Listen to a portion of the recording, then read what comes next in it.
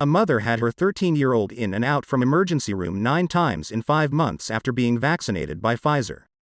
She said her daughter case is not being taken seriously by the health agencies and Pfizer itself.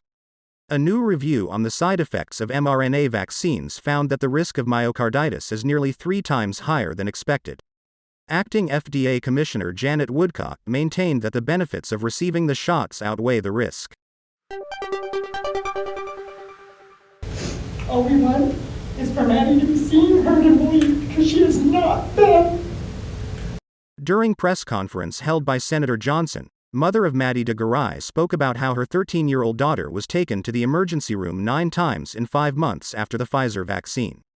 According to de Garay, health agencies, Pfizer, and medical professionals have not been taking her concerns seriously. I couldn't figure it out.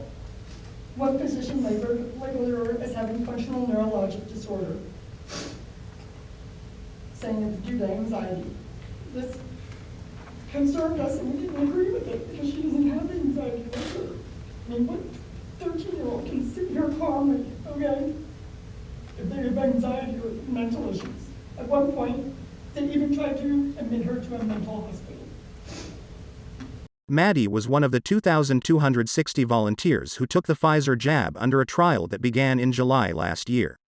Speaking on her behalf, Maddie's mother described how severe the side effects were. January 20th, Maddie received her second dose of the Pfizer COVID vaccine as a participant in the clinical trial. Upon receiving the second shot, Maddie immediately felt pain at the injection site. And over the next 24 hours, she developed severe abdominal and chest pain. And the way she described the chest pain, and I quote, "It feels like my heart is being ripped out through my neck." She had painful electrical shocks down her neck and spine that forced her to walk hunched over. She had extreme pain in her fingers and toes. It actually made them turn white, and they were cold whenever you touched them. The diagnosis stated adverse effect of vaccine initial encounter. This would be the only time that that was written in her medical charts, but it's in there. All of these symptoms are still here today. Some of these are worse than others. De Garay was one of 5 people to speak at the press conference about severe health conditions experienced following a COVID-19 vaccination. In a statement to the Epoch Times, Pfizer said that Maddie's condition was not related to their vaccine. A new study on the side effects of mRNA vaccines in the United States have revealed that myocarditis, or inflammation of the heart muscle, is nearly 3 times higher than what was expected. Out of 436,000 male military members who were fully vaccinated, it was expected that only 8 or fewer would experience myocarditis, implying a rate of less than 1 in 50,000. It turns out that 23 males, 22 active military members and 1 retiree, were diagnosed with myocarditis, signaling a rate of more than 1 in 20,000.